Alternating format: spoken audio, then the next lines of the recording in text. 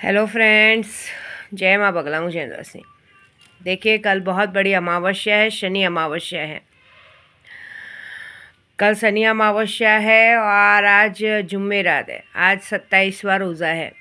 आज शक्तियाँ दर्शन देंगी। कल रात को मैंने कहा ना आपको, मैं कल पूजे पे नहीं बैठी थी क्योंकि कल मैंने शक्तियों को सज़ा दी थी कि इतनी पूजा करने के बाद भी लोग हम पर हावी होने को देखते हैं। तो शक्तियों ने यही कहा है कि माँ, आप तक हावी होने की किसी की हिम्मत ही नहीं है।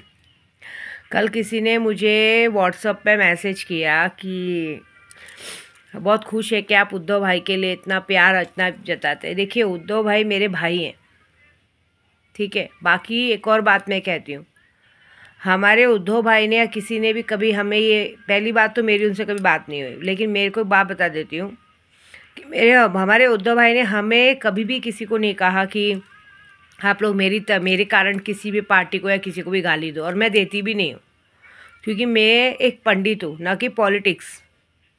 मैं पॉलिटिक्स में हूँ भी नहीं। मैं किसी भी पार्टी लेवल से मेरा कोई भी लेना देना नहीं है, ठीक है। ना मैं उसमें कोई कार्य करता हूँ, कुछ नहीं। मैं एक पंडित हूँ, ब्राह्मण हूँ। कितने लोग मुझे तांत्रिक बोलते हैं। हाँ, मैं तांत्रिक हूँ, लेकिन तांत्रिक मैं आज बनी हूँ, लेकिन मैं जन्मजात से ब्राह्मण हूँ, विंध्याचल की पंडित हूँ। दूसरी बात, एक इंसान का होता है लगाव किसी से, और वो लगाव मेरा है। आज भी बोलूँगी मैं, बाला साहब ठाकरे मेरे आइडल थे। उनका रहना करना मुझे बहुत पसंद था। मैंने हमेशा उन्हें अपना आइडल माना है। कहते हैं ना, एक होता है ना एक इंसान का एक पेशेंस कि हमें इनके जैसा बनना है, तो मुझे उनके जैसा बनना है। और जब उनके बेटे हैं उद्धव बाला साहब ठाकरे, तो बस बात ख़त्म हो गई। तो जब हमारे लिए बाला साहब ठाकरे पूजनीय है, तो उनके बच्चे भी हमारे लिए बहुत मायने रखते हैं। तो उद्धव बाला साहब ठाकरे मेरे लिए मेरे भाई हैं। उनको उनका जो चीज़ गया है, उनको उस चीज़ को वापस दिलाने के लिए मैं मरते दम तक तत् पे रहूँगी और उनके साइड ही रहूँगी। बाकी कोई अगर बोलेगा कि सोचेगा कि उनकी पार्टी में, मैं उनकी क्या, मैं किसी की भी पार्टी में नहीं, और बाकी मेरा और किसी पार्टी से भी कोई लेना देना नहीं है, क्योंकि सब अपनी जगह पे सही है, कोई गलत नहीं है। ये पॉलिटिक्स है। हम जनता को, हम पॉलिटिक्स के बीच में नहीं बोलना चाहिए। ये पॉलिटिक्स है। आज अगर हम किसी के लिए लड़ते बोलते हैं, कल पता चलेगा दो जन जो लोग जिनके लिए हम लड़ रहे हैं, कल वो दो जन एक हो जाएंगे। न्यूज़ में बराबर दिखाता है। देखिए, ये पॉलिटिक्स का काम है, एक दूसरे को गाली देना, एक दूसरे को करना, लेकिन रात में साथ में बैठ के ये लोग खाते पीते हैं। इनके बीच में बोलना हमें शोभा नहीं देता है। हम बच्चे हैं, बाप के बीच में बोलना शोभा नहीं देता है। सत्ता किसकी चल रही, क्या चल रही, वो लोगों ने कितनी मेहनत की, वो आपने हमने नहीं देखा है, तो हमें उन्हें बीच में नहीं बोलना चाहिए। हमारे राज भाई भी जो करते हैं, राज ठाकरे जी भी जो करते हैं, वो उनकी उनकी जगह पे सही है। जो चीज़ है। बोला जाता है कि हर जगह पे मराठी बोर्ड लगाओ, ये लगाओ। सीधी बात है, अभी हम कर्नाटक जाते हैं, कोलकाता जाते हैं, सब जगह जाते हैं। वहाँ बोर्ड देखिए, वहाँ बोर्ड उनकी भाषा में ही लगा रहता है। लोग आधे से ज़्यादा उधर की भाषा ही बोलते हैं। हाँ, ये है कि भारत में रहते हैं तो हिंदी बोलना जरूर, हिंदी आती है बोलने, जिसको मराठी बोलने नहीं आते हिंदी बोलते हैं। लेकिन ये बात भी है कि हम जब महाराष्ट्र में रह रहे हैं तो हमें थोड़ी बहुत तो भाषा आनी चाहिए।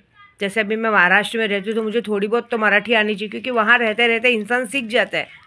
अब बचपन से मैं भी वहीं महाराष्ट्र में पैदा हुई हूँ, तो सीधी बात है थोड़ी बहुत तो मैं भी बोल ही लेती हूँ।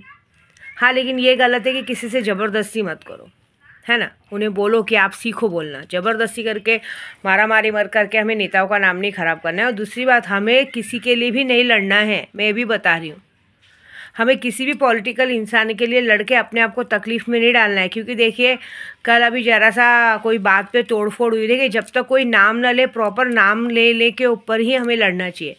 जब तक कोई किसी नेता का नाम न ले, वो कुछ न करे, हमें उसके खिलाफ़ जाके नहीं लड़ना चाहिए। अभी आप लोग किसी का ऑफिस तोड़ देते हो, कुछ भी तोड़ देते हो, आप जेल चले जाओगे, सब चले जाओगे। सामने वालों ने अपने भाषण में डायरेक्टली कह दिया कि हमने तो बोला ही नहीं किसी को जाके लड़ने भिड़ने के लिए। आप चले जाओगे, आपको कोई छुड़ाने उड़ाने नहीं आएगा। फालतू में एक क्रिमिनल केस बन जाएगा, वो अच्छी बात नहीं है। और फिलहाल तो ये जो हो रहा है हमारे देश में, मैं अपने पूजे में एक ही बात के लिए लगी हूँ मेरे बाबा जी के पास, कि फ़िलहाल जो मैं काम करने है उसमें मेरी जय दिलाओ, जो मैं काम कर रही हूँ। क्योंकि बहुत सारे जन, देखिए, सैलानी दरबार एक ऐसी जगह है ना कि बाबा से बड़े हम नहीं हैं। मैं आपको सबको एक मैसेज देना चाहती हूँ। मैं खुद बाबा जी के पास अपने और अपने बच्चे और अपने 7 पीढ़ियों के लिए, अपने यूट्यूब सब्सक्राइबरों के लिए, अपने उद्धव बाला साहब ठाकरे जी के लिए मांगने आई हूँ कि भाई उनका जो चीज़ गई है वो वापस करो।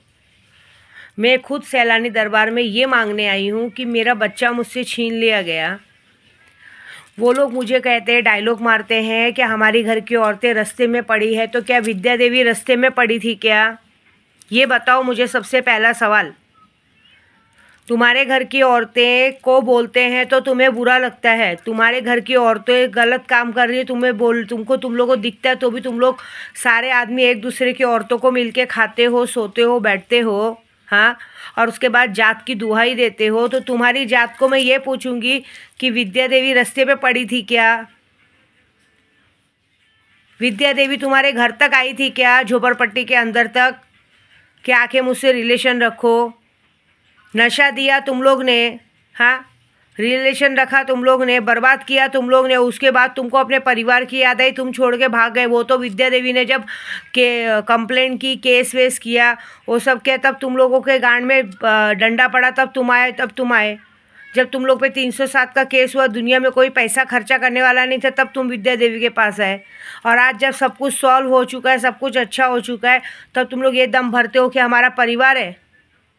काहे का परिवार? कहाँ था उस वक्त वो परिवार? कहाँ था उस वक्त तुम्हारा जीवन साथी जो तुम्हारे मुंह पे, अपने मुंह पे मास्क लगा के तुम्हारे सगे भाई के साथ दरवाज़ा बंद करके सो रहा था और तुम मोबाइल बंद रखा था, तुम पागल के जैसे मोबाइल पे फ़ोन लगा रहे थे, अब फ़ोन लगेगा, तब फ़ोन लगेगा। कहाँ थी वो इज्जत? विद्या देवी इधर रास्ते में पड़ी है। विद्या देवी बोलती तो बुरा लगता है, हाँ।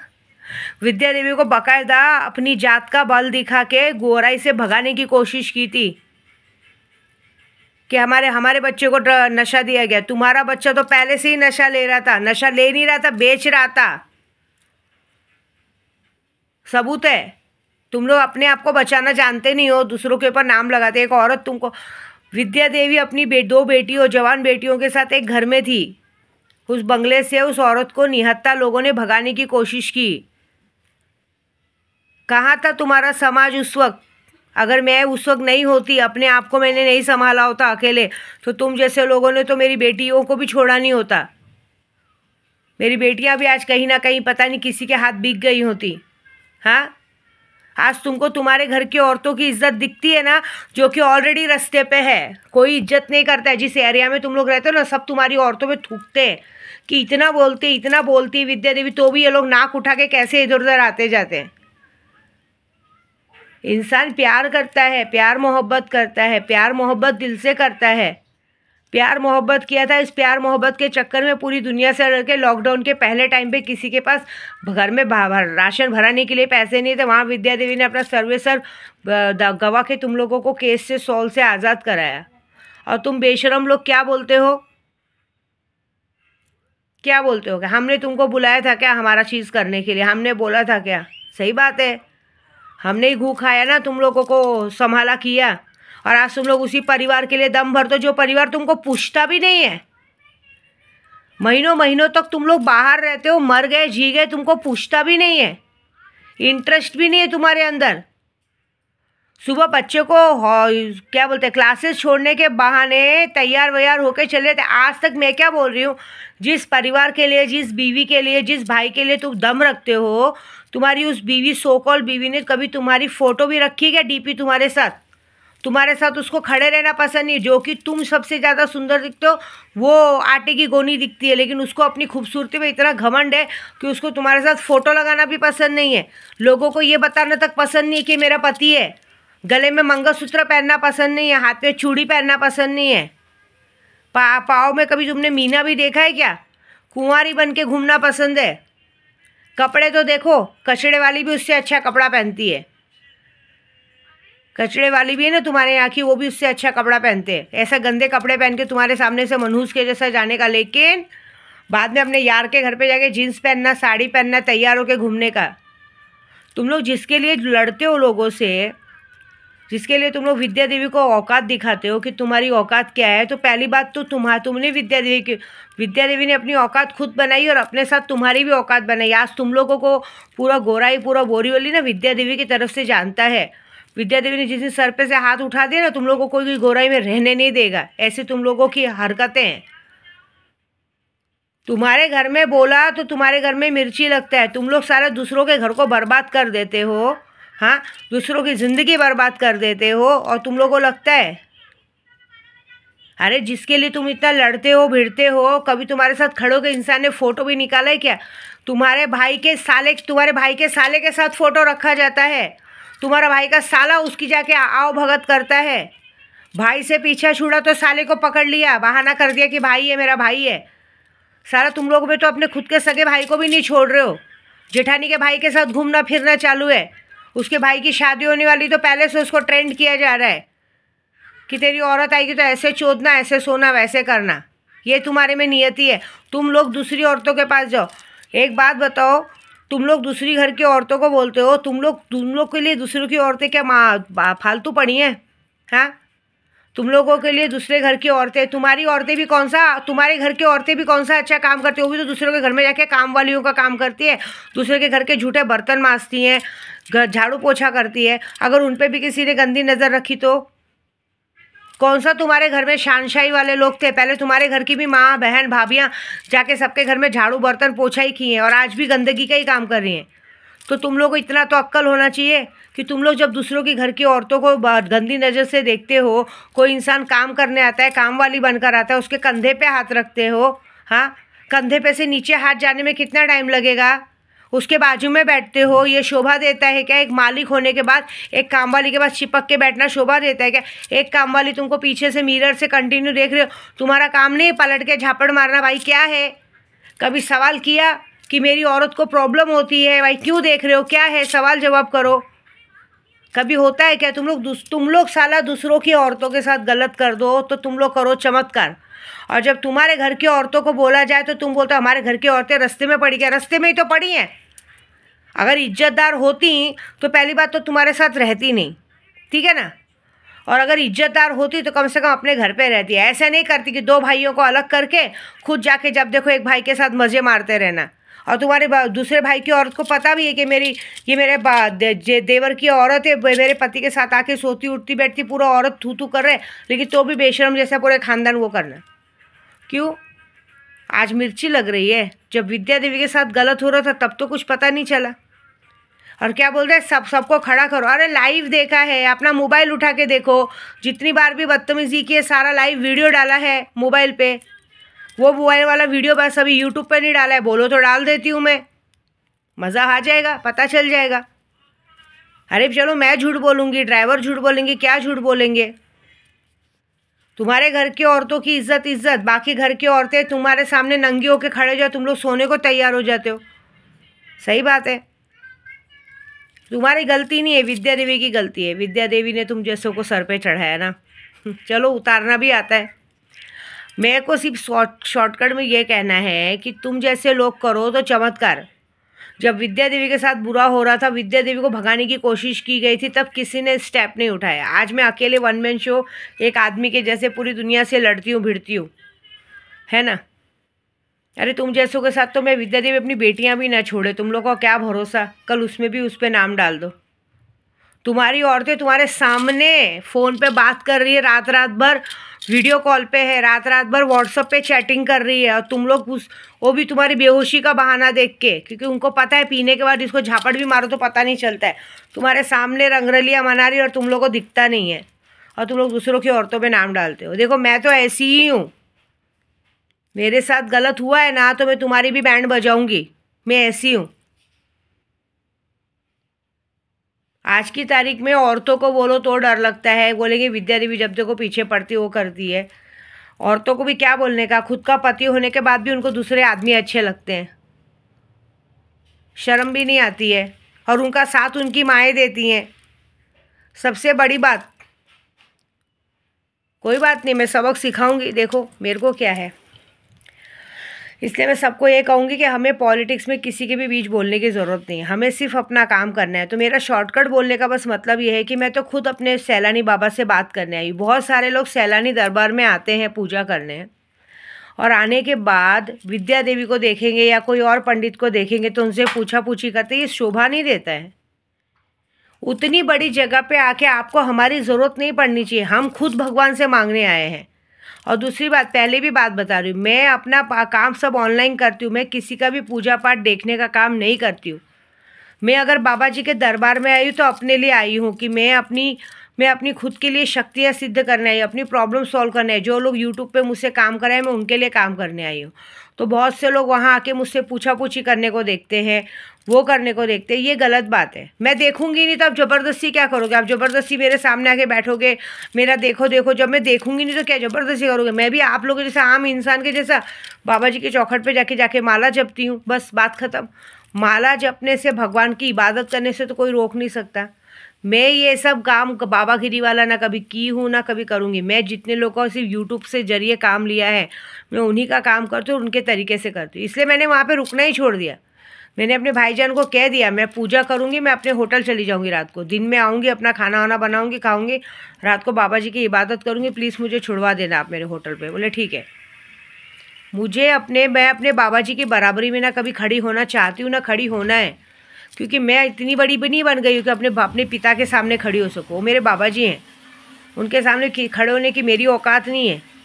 तुम जैसे लोग अपनी औकात दिखा रहे हो तो बाबा जी तुम्हारी औकात निकालेंगे। जो बाबा जी के दरबार पे आके किसी और पंडित से अपनी प्रॉब्लम्स पूछता है, आप देख लेना बाबा जी उनकी वो हालत करेंगे जो कभी सोचा नहीं। क्योंकि किसी दरबार में आके अगर आपने किसी और को भगवान का दर्जा दिया तो भगवान कभी आपको आगे नहीं बढ़ाएगा।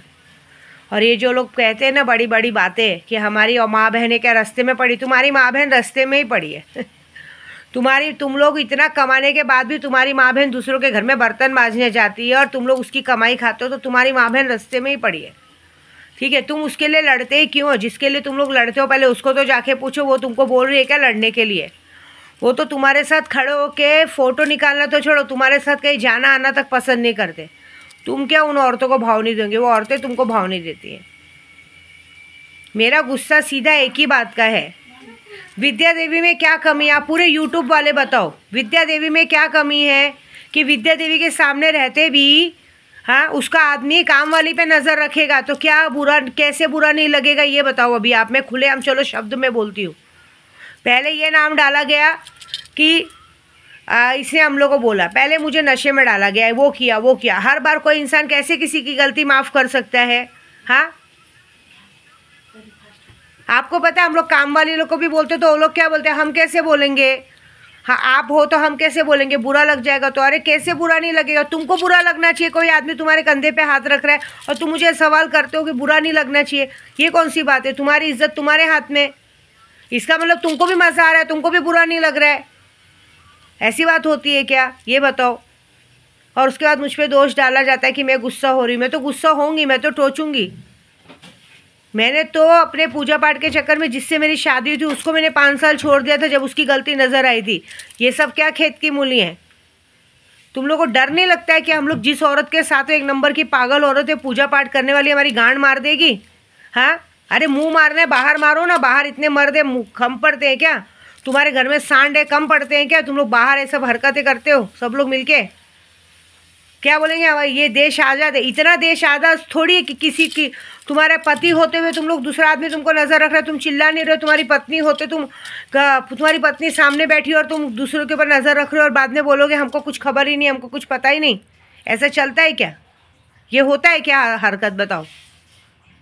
कोई बात नहीं, हरकत की सज़ा मैं दूंगी। 40 दिन बैठी हूँ ना, मैं कुछ नहीं बोलूँगी। जिस जगह पे बैठी हूँ ना 40 दिन में ये मेरा बाप तुम लोग से इस बात का बदला लेगा, ये मेरा वादा है। ठीक है, देखो मैं दिखाती हूँ कि बदला लेना क्या होता है।